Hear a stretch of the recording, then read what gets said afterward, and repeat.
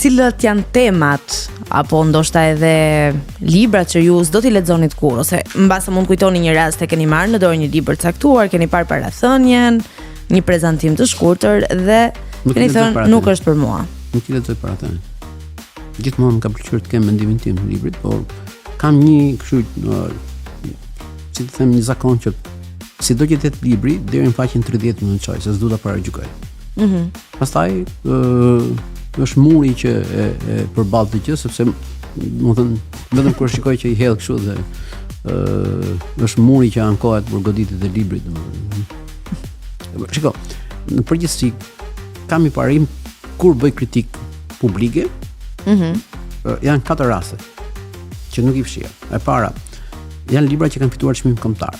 Edhe që unë kanë interes publik se unë kanë marrë çmim dhe domethënë vendosin një etalon. Kur kanë marrë çmim panajiri.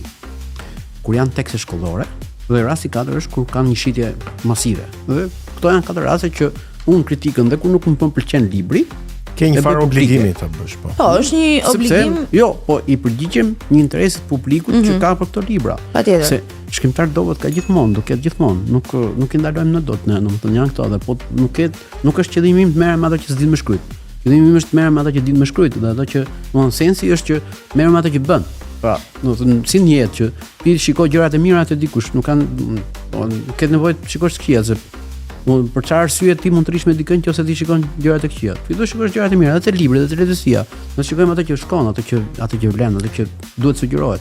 Është mirë që këto ta bënim gjithë, po ja që nuk e bëmi ato. Përpara se të shkojmë tek hapësira e parë muzikore, do doja të bëja një pyetje dhe uroj që pse jo të më japësh përgjigje, por zgjedhja e jotja. Përmendë kritikën për libra të cilët kanë fituar çmime, qoftë në panajire kombëtare apo qoftë edhe në raste të tjera.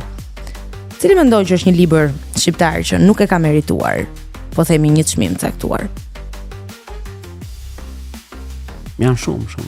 Mbaj mend u tha për një shitje të librit Albatros e Xhalzonja Z. Tonë u mora dhe nuk të tha gjë. Jo, nuk tha gjë, po më mend që bëra një shkrim letësi mes e poshtë, bëri replik autori me mua dhe u habita sepse zakonisht nuk bën replik autori me kritikun dhe me lexuesin. Edhe një kritik tjetër mund të bëjë një mendim tjetër, po jo edhe poshtë, sepse libri është aq herë sa lexohet. Dhe u detyrova pastaj të shkruaj publikisht që zonjën Z e ka vrarë Albatrosi, tonë në atë rast. Për shembull, vazhdoj të mendoj që është një rast që edhe vazhdoj të ngul që nuk mund të jetë pjesë e librave shkollor, për shembull, Meri Yll i Viktor Canësimi. Ja, them shumë. Po pse? Ja, ta pyet. Ta vazhdoj tek pjesa 2. Nuk jo, ta them. Okej. Një vajzë 13 vjeçe që i ka vdekur e ama, i ati është pianec dhe dashuria për një djalë shpëton nga trafikimi. Po cili baba në këtë moshë mund t'i thotë vajzës që po u martove dhe shpëtosh nga trafikimi? Po në këtë moshë prindi i thotë që ti do bëhesh yll, do bëhesh njeriu më i njohur në botë, do jesh fantastik, do jesh kështu. Domethënë, pra në këtë moment edhe gjuha e përdorur për shembull që ka ca fjalë për shembull koncepti ajo foli me gjuhë gomarice apo se ca gjëra tjera që mua më trishtojnë dhe kam ngulur që kjo është letësie, nuk është letësi për fëmijë, më paktën mos jetë e sugjeruar në shkolla. Sepse kur flasim për fëmijët, duhet të mbjellim këtu ato një dashuri shumë të madhe, duhet të flasim me dashuri për botën, jo se nuk duhet të themi gjërat që nuk vlen. Por ç'u kuptim ka, pra vlen për çdo gjë. Nëse nuk je treguar se si të bëhesh i mirë. Për çfarë vlen me treguar se si nuk duhet të bëhesh i keq? Ti të tregoj këtë dhe sensi, domethënë me këtë.